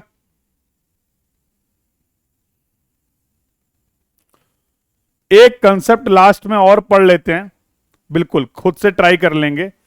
एक कंसेप्ट लास्ट में हम लोग और पढ़ेंगे, बहुत ही इंपॉर्टेंट कंसेप्ट है। गेट में बहुत ही फ्रिक्वेंट क्वेश्चन आते हैं यहां से, और ये कंसेप्ट है related to the inverted staff. बहुत ही इजी क्वेश्चन है और बहुत ही फ्रिक्वेंट कंसेप्ट है, specially for your GATE exam. तो गेट में यहां से 2 नंबर का प्रॉब्लम देखने को मिलता है आपको बहुत फ्रिक्वेंटली, और एक कंसेप्ट है आपका इन्वर्टेड स्टाफ से रिलेटेड। क्या होता है इन्वर्टेड स्टाफ का गेम, जरा समझो। फॉर एग्जाम्पल ये अर्थ सरफेस है, तुम इस तरीके से खड़े हुए हो, ये अर्थ सरफेस है, तुम इस तरीके से खड़े हुए हो, दोनों ही केस में ये अर्थ सरफेस है। अगर मुझे तुम्हारी इन दोनों पोजीशन को डिफाइन करना है तो क्या मैं बोल सकता हूं कि सर ये जो पोजीशन है ये नॉर्मल पोजीशन है? भाई ऐसे ही खड़े होते हैं। यहां पर तुम्हें देख के लग रहा है कि तुम क्या हो, इन्वर्टेड, उल्टा खड़े हुए हो, सर के बल खड़े हुए हो, ये इन्वर्टेड पोजीशन है। यस और नो? यस और नो? उसी तरीके से अगर ये आपका ग्राउंड है, या आपने स्टाफ प्लेस किया है और readings are increasing in the upward direction, जैसे जैसे हम अपने रेफरेंस से ऊपर जा रहे हैं रीडिंग इंक्रीज कर रही है, तो क्या मैं इसको normal position of the staff बोल सकता हूं? बिल्कुल बेटा, ईएससी मेंस में भी आते हैं। ये जो आपने पुराना क्वेश्चन सॉल्व किया है, ऐसे कन्वेंशनल क्वेश्चन ईएससी मेंस में 12 से 15 नंबर के आते हैं। ठीक है, बिल्कुल इसीलिए मैंने आपको कन्वेंशनल क्वेश्चन कराया है, ताकि आपको सारे कंसेप्ट की क्लियरिटी हो जाए, दोनों मेथड्स की क्लियरिटी हो जाए। तो अगर मैं बोलूं ये रेफरेंस है, और रेफरेंस में मैंने स्टाफ कुछ इस तरीके से प्लेस किया है कि reading are increasing in this direction, तो क्या मैं बोल सकता हूं मैंने स्टाफ को इन्वर्टेड पोजीशन में प्लेस किया है, उल्टा प्लेस किया, नीचे जाने पे रीडिंग इंक्रीज कर रही है? अरे वही वाला कंसेप्ट है जो हम लोगों ने डिस्कस किया था हाइट और डेप्थ से रिलेटेड। अभी स्टार्टिंग में हम लोगों ने कंसेप्ट डिस्कस किया था related to the height and depth, याद है? रेफरेंस के ऊपर अगर आप मेजरमेंट कर रहे हैं तो उसके लिए आपने हाइट टर्म यूज किया था, रेफरेंस के नीचे अगर आप मेजरमेंट कर रहे हैं तो उसके लिए आपने डेप्थ टर्म यूज किया था। बट थे तो दोनों के दोनों ही आपके वर्टिकल डिस्टेंस। तो कई बार लेवलिंग वर्क में ऐसा होगा कि हमें इन्वर्टेड स्टाफ में भी रीडिंग्स लेनी पड़ सकती हैं। किसी भी पॉइंट के आरएल को डिफाइन करने के लिए, किसी भी पॉइंट के आरएल को कैलकुलेट करने के लिए हमें अपने स्टाफ को इन्वर्टेड पोजीशन पे भी प्लेस करना पड़ सकता है। वही कंसेप्ट हम लोग देखने जा रहे हैं, इन्वर्टेड स्टाफ। बहुत सिंपल सा कंसेप्ट है, कोई भी फॉर्मूला नहीं है, कुछ भी तुम्हें याद नहीं करना है, बस एक बार अच्छे से बेसिक समझ लो, और बेसिक हम तुम्हें समझा देंगे, तुम्हें पता है। बस पहले ये बताओ नॉर्मल पोजीशन ऑफ स्टाफ क्या होता है और इन्वर्टेड पोजीशन ऑफ स्टाफ क्या होता है। पहली बात तो इन्वर्टर स्टाफ नहीं है, इन्वर्टेड बताएंगे बेटा किस केस में यूज होता है। अभी मैंने केवल ये बताया है कि स्टाफ की नॉर्मल पोजीशन क्या है और स्टाफ की इन्वर्टेड पोजीशन क्या है। ये समझ में आ गया हो तो बताओ, फिर एग्जांपल लेके तुम्हें समझा देंगे और जितने भी सवाल आपके आए हैं गेट और ईएससी या किसी भी एग्जाम में, वो सारे सवाल आप अटेम्प्ट कर पाएंगे बिल्कुल सही सही।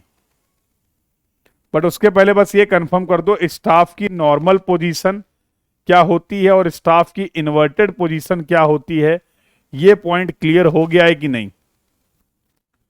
This point is clear, yes और no?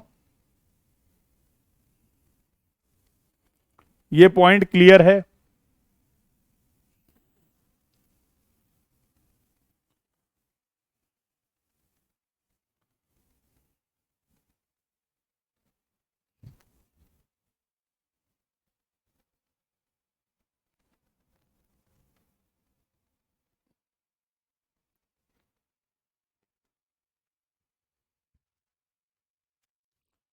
This point is clear. चलिए अभी अब समझते हैं, पूरा गेम समझते हैं इन्वर्टेड स्टाफ का। Let's take an example. Example से हम जल्दी समझ जाते हैं, तो एक एग्जाम्पल ले लेते हैं।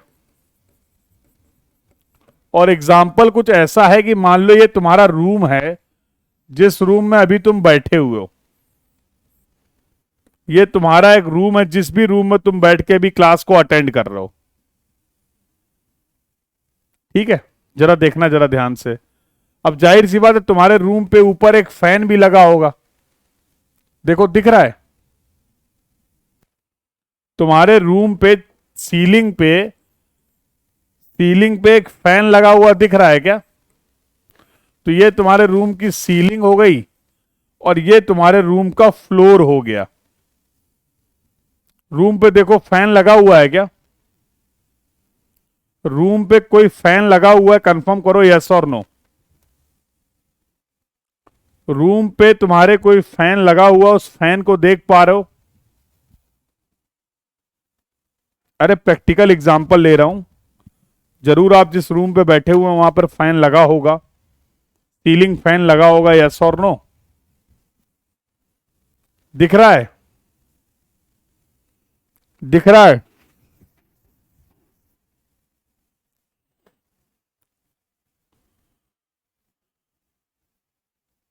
सभी को दिख रहा है। फैन का देखो जो लोएस्ट पॉइंट है, बॉटम पॉइंट है, कह रहे हैं नो सर। अरे किसी कमरे में जीवन में आज तक पंखा लगा हुआ देखा है, फैन लगा हुआ देखा है? कृष्ण कृष्ण भाई, कभी ना कभी कहीं ना कहीं तो फैन लगा हुआ देखा होगा, कॉलेज में, स्कूल में, किसी रिलेटिव के यहां, किसी पड़ोसी के यहां, कहीं तो देखा होगा। छत में कमरे के अंदर जो पंखा लगा होता है उसकी बात कर रहा हूं। देखा है कि नहीं देखा है? ठीक है, लगा है, बहुत अच्छी बात है।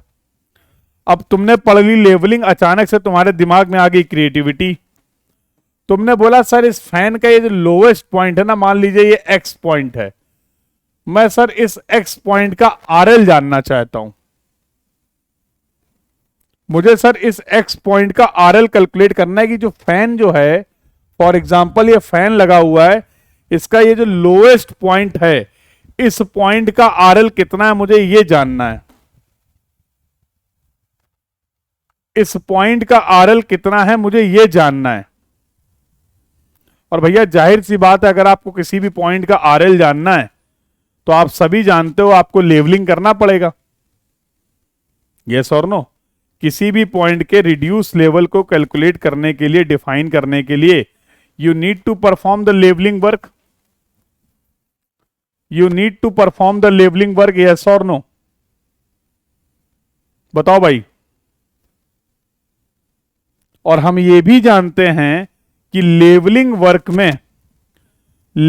वर्क में मेजरमेंट की अगर बात करें तो हमें मेजर करनी होती है कुछ स्टाफ रीडिंग्स।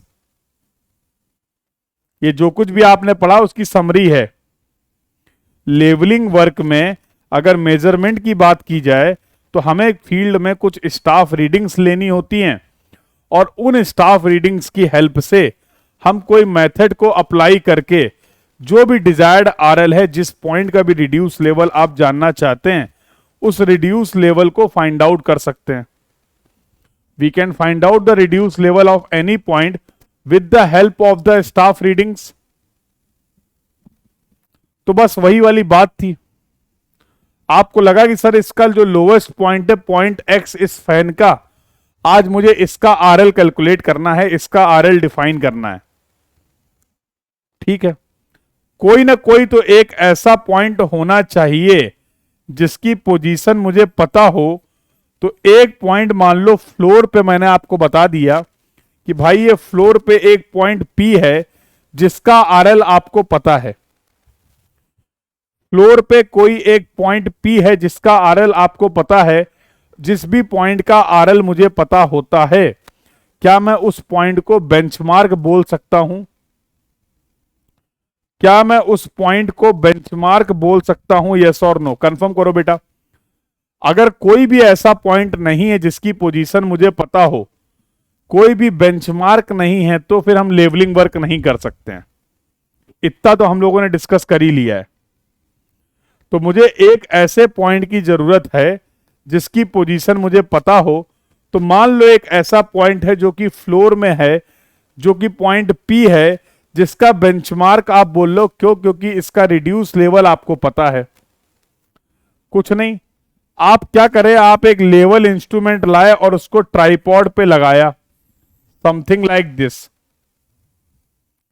उसको ट्राइपॉड पे लगाया तो पहली रीडिंग, तो मान लो ये तुम्हारा स्टाफ है, मान लो ये तुम्हारा स्टाफ है, तो तुमने ग्राउंड वाले पॉइंट में स्टाफ को ऐसे रखा, दिख रहा है, और यहां से एक रीडिंग ले ली। तो यहां पर हम लोगों ने स्टाफ को प्लेस किया और ये रीडिंग ले ली, क्योंकि ये सर्वे वर्क की पहली रीडिंग है और ये रीडिंग हम ले रहे हैं बेंचमार्क में। तो क्या इस रीडिंग को, स्टाफ रीडिंग को, मैं बैक साइड बोल दूं? बताओ भाई। इंस्ट्रूमेंट को सेटअप करने के बाद ये फर्स्ट रीडिंग ली है, बेंचमार्क में ली है, लेवलिंग वर्क की ये पहली रीडिंग है, तो क्या इसको बैक साइड रीडिंग बोल सकते हैं? बताओ, क्या इसको हम लोग बैक साइड रीडिंग बोल सकते हैं? यस और नो, अगर तुम्हें कोई प्रॉब्लम ना हो तो। नॉर्मल पोजीशन पे पॉइंट पी में आपने स्टाफ रखा और लेवल इंस्ट्रूमेंट में टेलीस्कोप की हेल्प से बेंचमार्क में आपको एक रीडिंग मिल गई जिसको आपने बोल दिया बैक साइड रीडिंग। बोलिए, यहां तक की कहानी क्लियर है? यहां तक का डिस्कशन सभी को क्लियर है कि बेंचमार्क में हमने एक बैक साइड रीडिंग ले ली। अब मैं एक रीडिंग लेना चाह रहा हूं इस एक्स पॉइंट पे। तो मैं नहीं लगता इस एक्स पॉइंट पे रीडिंग लेने के लिए मुझे इस स्टाफ को पंखे के नीचे लगाना पड़ेगा ऐसे।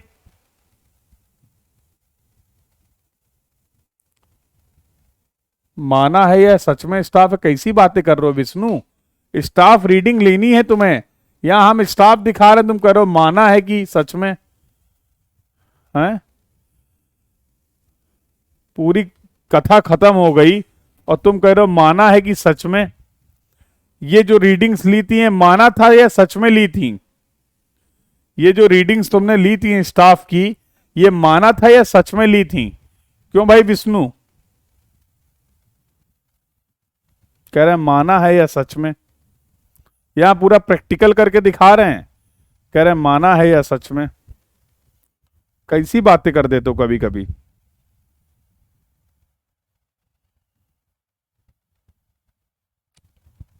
बताओ भैया, यहां स्टाफ रख रख के तुम्हें रीडिंग लेके दिखा रहे हैं, कह रहे हो माना है या सच में।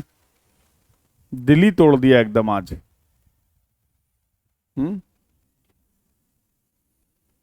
अरे भैया, ये स्टाफ रीडिंग ले रहे हो तुम, ये मेजरमेंट परफॉर्म कर रहे हो, लेवलिंग वर्क कर रहे हो। अब क्योंकि आप यहां पे लोवेस्ट पॉइंट एक्स में भी एक रीडिंग लेना चाह रहे हैं, इसका मतलब मुझे यहां पर स्टाफ को प्लेस तो करना पड़ेगा, लेकिन अब वो स्टाफ मैं प्लेस करूंगा इन्वर्टेड पोजीशन पे। अब स्टाफ को मैंने लगाया है एक्स पॉइंट पे, इन्वर्टेड पोजीशन पे, मतलब अगर ये एक्स को रेफरेंस ले लें तो स्टाफ में रीडिंग कुछ इस तरीके से इंक्रीज करेंगी। नॉर्मल पोजीशन पे जब आपने रखा था तो स्टाफ में रीडिंग कुछ इस तरीके से इंक्रीज कर रही थी। क्योंकि इस सर्वे वर्क की ये लास्ट रीडिंग है, तो मैं अगर कोई दिक्कत ना हो तो क्या मैं इसको फोरसाइड रीडिंग बोल दूं? दो ही रीडिंग ली है, पहली रीडिंग हो गई बैक साइड, दूसरी रीडिंग हो गई फोर साइड। हाँ, वो अलग बात है कि दूसरी रीडिंग, पहली रीडिंग हम लोगों ने नॉर्मल स्टाफ में ली है और दूसरी रीडिंग हम लोगों ने इन्वर्टेड स्टाफ में ली है। क्लियर है बेटा? अब इन्वर्टेड स्टाफ की रीडिंग को रिप्रेजेंट करने के लिए हम लोग क्या करते हैं भाई? मान लो ये रीडिंग भी 2 मीटर आ रही है, ये भी 2 मीटर आ रही है, तो हमें कैसे पता चलेगा कौन सी रीडिंग आपने नॉर्मल स्टाफ में ली है और कौन सी रीडिंग आपने इन्वर्टेड स्टाफ में ली है? तो वही तरीका है, इसके लिए हम लोग प्लस साइन यूज कर लेते हैं और इसके लिए हम लोग माइनस साइन यूज कर लेते हैं। इन्वर्टेड स्टाफ की रीडिंग को रिप्रेजेंट करने के लिए हम लोग माइनस साइन ले लेते हैं। तो आगे वाले समय में, कल के जीवन में तुम्हें कभी भी कोई बताया जाए कि कोई स्टाफ रीडिंग है जो कि माइनस है, माइनस क्या इंडिकेट कर रहा है? माइनस केवल और केवल आपको यह बताना चाह रहा है कि जो रीडिंग आपने ली है वो इन्वर्टेड पोजीशन पे ली है, नॉर्मल पोजीशन पे नहीं ली है। अब मुझे ये बता दो, अगर what will be the RL of point x, इस एग्जाम्पल में पॉइंट एक्स का आरएल क्या होगा? चलो एक एग्जाम्पल और ले लेता हूं, अब मैं डेटा देता हूं। तो फॉर एग्जाम्पल ये एक रूम था, फैन के पॉइंट एक्स का आरएल आपको निकालना है। ये आपकी बैक साइड रीडिंग थी +2 मीटर, जो कि आपने 100 मीटर के बेंचमार्क में ली है, पॉइंट पी पे ली है। और एक इन्वर्टेड स्टाफ में रीडिंग आपको मिली है -2 metre. So what will be the RL of point X? यहां पर पॉइंट एक्स का आरएल क्या हो जाएगा? यहां पर मैंने आपको बैक साइड रीडिंग भी प्रोवाइड कर दी है और फोर साइड रीडिंग भी प्रोवाइड कर दी है, बेंचमार्क भी प्रोवाइड कर दिया। तो what will be the RL of the point x? What will be the RL of the point x?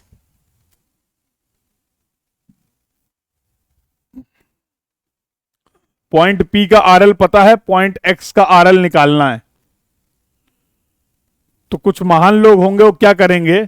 वो बोलेंगे sir RL of X will be equal to RL of P plus back side plus fore side. 100 +2 -2 will be equal to 100 metre. कोई ऐसा भी है क्या? अरे भैया, ये माइनस केवल क्या इंडिकेट कर रहा है?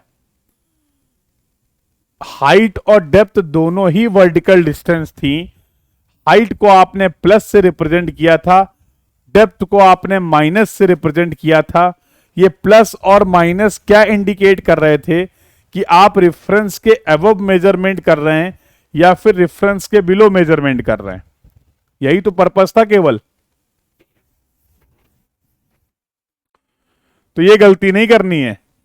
तो RL of X will be equal to 100 + 2 is equal to 104 metre is going to be the correct answer. ये माइनस केवल और केवल इंडिकेट कर रहा है इन्वर्टेड पोजीशन ऑफ स्टाफ।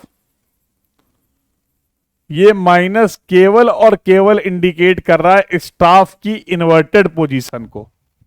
तो ये गलती मत करना। यही सवाल आते हैं, कभी एक्स का आरएल दिया होगा, पी का आरएल पूछ लेगा, कभी पी का आरएल दिया होगा, एक्स का आरएल पूछ लेगा। रीडिंग्स आपको गिवन होगी, हो जाएगा सवाल। बोलो भाई। Concept of the inverted staff is clear to everyone. तो कम से कम जब आप प्रीवियस ईयर क्वेश्चन प्रैक्टिस करेंगे लास्ट 20 ईयर्स के, तो कम से कम 20 सवाल, कम से कम 10 सवाल आपको देखने को मिलेंगे जो गेट में आए हैं, एक जैसे सवाल 2 नंबर के, that is related to the concept of the inverted staff. तो गेट का एग्जाम हो, ईएससी का एग्जाम हो, सर जब हाइट ज्यादा हो तो कैसे कैलकुलेट करेंगे? कौन सी हाइट ज्यादा होगी बताओ? कौन सी हाइट ज्यादा है? तो ऐसा थोड़ा कि लेवलिंग ही हर जगह लेवलिंग ही लगेगी। हाँ, तो 4 मीटर के स्टाफ भी हैं, 5 मीटर के स्टाफ भी हैं, लेवलिंग नहीं कर पा रहे हैं तो कोई और मेथड देखेंगे। भाई अगर कहीं हम टेप से मेजरमेंट नहीं कर पा रहे हैं तो हमारे पास डिस्टेंस को मेजर करने के और भी मेथड है ना। अगर हम कोई एंगल कंपास की हेल्प से मेजर नहीं कर पा रहे हैं तो हमारे पास और भी मेथड्स और भी इंस्ट्रूमेंट है ना। तो ये तो मैंने स्टार्टिंग में ही बोला, depending upon the site condition. Surveying का पहला जो ऑपरेशन था वो प्लानिंग था, और प्लानिंग में आप यही डिसाइड करते थे कि कौन सा मेथड यूज करें, कौन सा इंस्ट्रूमेंट यूज करें। यस, तो अगर जहां पर लग पा रहा है, जहां पर हम, कई बार ऐसा होगा कि हम स्टाफ रीडिंग्स नहीं ले सकते हैं, यस और नो, प्रैक्टिकली पॉसिबल नहीं है कि हर जगह पर हम स्टाफ रीडिंग्स ले पाए, वहां पर आरएल को कैसे कैलकुलेट करें। तो that will depend upon the situation to situation. हर सिचुएशन पे आप ऐसे आरएल कैलकुलेट कर सकते हैं, ऐसा मैं बिल्कुल नहीं बोल रहा हूं। तो जैसे कल हम लोग एक टॉपिक पढ़ेंगे, बेटा, कंसेप्ट ऑफ रेसिप्रोकल लेवलिंग। अब रेसिप्रोकल लेवलिंग में हम देखेंगे कि वो लेवलिंग का एक तरीका है जहां पर हम हर पॉइंट पे अगर स्टाफ रीडिंग्स नहीं ले सकते हैं फिर भी आरएल को फाइंड आउट करेंगे। तो उसके लिए हमें कंसेप्ट देखना पड़ेगा रेसिप्रोकल लेवलिंग का। तो प्लेन लेवलिंग वाला जो पार्ट था वो हम लोगों ने कंप्लीट कर लिया है। नेक्स्ट क्लास जो कल आपकी क्लासेस होने वाली हैं उसमें हम लोग डिस्कशन करेंगे जियोडेटिक लेवलिंग का। अगर आपने ध्यान दिया हो, आज के पूरे डिस्कशन में हम लोगों ने जो भी मेजरमेंट किए, जो भी स्टाफ रीडिंग्स ली, उनमें कहीं पे भी हम लोगों ने अर्थ के कर्वेचर के इफेक्ट को कंसीडर नहीं किया है। We have not considered the effect of the curvature of earth till now. हर स्टाफ रीडिंग के मेजरमेंट में अगर आपने ध्यान दिया हो तो हमने मान लिया है कि हमारा जो अर्थ सरफेस है वो प्लेन सरफेस है। इन्वर्टेड स्टाफ एक बार और कौन सा पॉइंट पूछना, बताओ बेटा। ऑलरेडी मैंने कंसेप्ट कवर कर बता दिया, एग्जाम्पल बता दिया। कहीं कोई डाउट हो तो बोलो, उस पॉइंट को मैं दोबारा से एक्सप्लेन कर दूं। कहीं पे भी कोई डाउट हो तो बोलो, मैं उसको दोबारा से एक्सप्लेन कर दूं। ठीक है, तो आज की क्लास में हम लोगों ने कहीं पे भी अर्थ के कर्वेचर के इफेक्ट को अपनी इन स्टाफ रीडिंग्स के मेजरमेंट में कंसीडर नहीं किया है। बट ऐसा नहीं है कि इफेक्ट ऑफ कर्वेचर नहीं होगा। अगर इंस्ट्रूमेंट और स्टाफ के बीच की डिस्टेंस बहुत ज्यादा है, अगर इंस्ट्रूमेंट और स्टाफ के बीच में डिस्टेंस बहुत ज्यादा है तो कर्वेचर की वजह से देयर विल बी एरर। जो भी स्टाफ रीडिंग्स आप लेंगे उनमें होगी एरर। और इतना तो अब तक हम समझ ही गए हैं कि अगर हमारी स्टाफ रीडिंग्स गलत हो गई तो फिर हम किसी भी तरीके से पॉइंट का आरएल करेक्टली कैलकुलेट नहीं कर सकते हैं। क्योंकि भाई किसी भी पॉइंट का जो आरएल होगा वो डिपेंड कर रहा है उसकी स्टाफ रीडिंग पे। समझ रहे हो बात को। और अगर स्टाफ रीडिंग ही आपने गलत मेजर कर ली, इसका मतलब जो आरएल आप कैलकुलेट करेंगे वो भी गलत होगा। तो अब हमारा मेन कंसर्न है कि जब हम अर्थ के कर्वेचर के इफेक्ट को कंसीडर करेंगे तो फिर हम किस तरीके से उस एरर को एलिमिनेट कर सकते हैं। एलिमिनेट करना तो बात की बात है। सबसे पहले हम ये चेक करेंगे कि हम उस एरर का मैग्नीट्यूड, वो एरर पॉजिटिव है या निगेटिव है, वो कैसे पता लगाएं, कितनी एरर हो रही है और उसका नेचर क्या है। और एक बार अगर मुझे एरर और उसका नेचर पता चल जाएगा तो फिर हम उसके लिए बात करेंगे सुटेबल करेक्शन की। क्योंकि गलत स्टाफ रीडिंग की हेल्प से एक एग्जाम्पल और दे दीजिए, और कहां इन्वर्टेड स्टाफ करेंगे बेटा, उसी के लिए मैं बोल रहा हूं। ये मैंने कंसेप्ट डिस्कस किया है। अब आप एक काम करिए, गेट के पीवाईक्यू लगाइए। आपको 10 क्वेश्चन दिए गए हैं और सब में अलग अलग सिचुएशन दी गई है। सब में अलग अलग सिचुएशन दी। फॉर एग्जाम्पल वो बोलेंगे एक पुल है, चलो बता देता हूं। तो बोला गया एक आर्क शेप का कोई पुल है, इसका पॉइंट P है, बॉटम में कोई पॉइंट है P बेंचमार्क, बॉटम में कोई पॉइंट है बेंचमार्क, तो इस P पॉइंट का आरएल बताइए। तो देयर में भी एनी सिचुएशन। तो आपने क्या करा, यहां पर स्टाफ को, लेवल इंस्ट्रूमेंट को रखा, एक स्टाफ रीडिंग ले ली बैक साइड, एक स्टाफ रीडिंग ले ली फोर साइड, और उसके बेसिस पे आप कैलकुलेशन कर सकते हैं। तो just go through based on this concept, just try to attempt the question. ठीक है विष्णु, तो ध्यान से आज की क्लास के बाद गेट के प्रीवियस ईयर को जब आप जाओ लेवलिंग वाले चैप्टर में, एक नहीं, दो नहीं, तीन नहीं, कम से कम 10 क्वेश्चन आपको देखने को मिलेंगे इन्वर्टेड स्टाफ से रिलेटेड। वही मैंने बोला, कभी किसी पॉइंट टॉप पॉइंट का आरएल गिवन होगा, बॉटम का आरएल पूछ लिया जाएगा। कभी बॉटम का आरएल गिवन होगा, टॉप का आरएल पूछ लिया जाएगा। बैक साइड रीडिंग और फोर साइड रीडिंग गिवंस होंगी। तो एक बार जरा खुद से उन क्वेश्चंस को अटेम्प्ट करिए, you will able to solve, don't worry. और अगर क्वेश्चंस नहीं कहीं सॉल्व हो पाते, कहीं कोई दिक्कत आती है, मॉर्निंग में क्लास से डिस्कस कर लेना, कोई प्रॉब्लम नहीं है। बट जरूरत नहीं पड़ेगी, मुझे पता है। ठीक है, तो I have just discuss the concept. उस कंसेप्ट को एक्सप्लेन करने के लिए मैंने आपके एक रूम का एक एग्जाम्पल ले लिया है, ऐसे समझो। ठीक है, ताकि आप उस कंसेप्ट को इजीली समझ पाए। तो टुमारो जो कल का डिस्कशन होने वाला है, that will be mainly related to the, वो मेनली रिलेटेड होगा आपका जियोडेटिक लेवलिंग से रिलेटेड। तो कल हम लोग बातचीत करेंगे जियोडेटिक लेवलिंग की।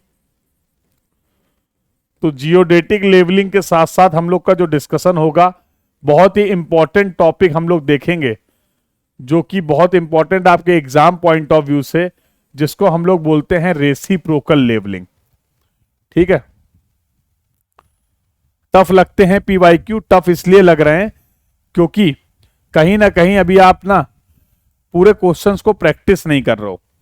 देखो, जब कभी भी बेटा पहली बार क्वेश्चंस प्रैक्टिस करोगे ना आप, तो थोड़ा सा टाइम लगेगा। फर्स्ट टाइम अगर आप कोई कंसेप्ट पढ़ रहे हैं, उसको आप खुद से अप्लाई कर रहे हैं, तो it will take time. But जब बार बार आप उस प्रोसेस को रिपीट करते रहेंगे, तब धीरे में धीमे आपकी प्रैक्टिस स्ट्रांग होगी। तो स्टार्टिंग में टाइम भी ज्यादा लगेगा, स्टार्टिंग में मिस्टेक्स भी होंगी, स्टार्टिंग में कंसेप्ट भी मिस होंगे, ये सब कुछ होगा। स्टार्टिंग में कैलकुलेशन एरर भी हो जाएगी। बट जब कंटिन्यूअसली आप लगातार आप रिवाइज करते रहेंगे, प्रैक्टिस करते रहेंगे, then there will be the gradual, तब आप ग्रेजुअली देखेंगे कि आपका कॉन्फिडेंस इंप्रूव करेगा, टाइम रिक्वायरमेंट कम हो जाएगी, एरर कम हो जाएगी। तो उसके लिए थोड़ा सा आपको टाइम देना पड़ेगा। ये प्रोसेस है लर्निंग का, ग्रेजुअल इंप्रूवमेंट होगा, समझ रहे हो। तो इसलिए गिव अप नहीं करना है। क्वेश्चंस लगा रहे हैं, टाइम लग रहा है, एफर्ट लग रहा है, लगने दो, धीमे धीमे वो चीजें इंप्रूव हो जाएंगी। पहली बार क्वेश्चन लगाने ज्यादा टाइम लगेगा, हो सकता है दूसरी बार क्वेश्चन लगाए कम टाइम लगेगा। 4-5 बार अगर एक ही कंसेप्ट को प्रैक्टिस कर लेंगे, तो एक टाइम ऐसा भी आएगा जब आप बहुत इजीली, बहुत कम टाइम में आंसर दे पाएंगे। तो यही तो लर्निंग का प्रोसेस है, इसी को तो प्रिपरेशन बोल रहे हैं। एडजस्टमेंट भी पढ़ेंगे। किस एडजस्टमेंट की बात कर रहे हो बेटा? कौन से एडजस्टमेंट की बात कर रहे हो, बताना जरा। किस एडजस्टमेंट की बात कर रहे हो?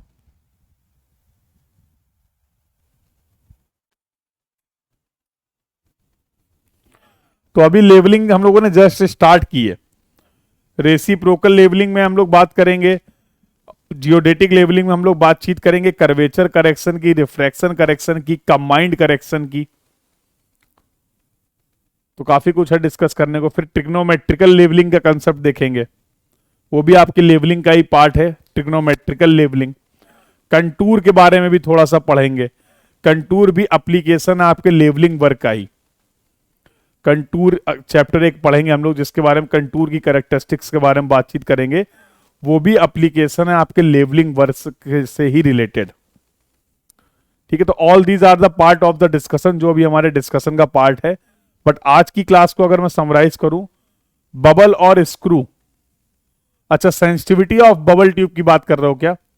कंफर्म करना बेटा। दो ही क्लास है।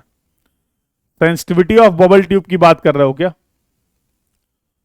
Vishnu? Are you talking about the sensitivity of the bubble tube और द लेवल ट्यूब? एक बार कंफर्म करना, sensitivity of the bubble tube और लेवल ट्यूब की बात करना चाह रहे हो क्या?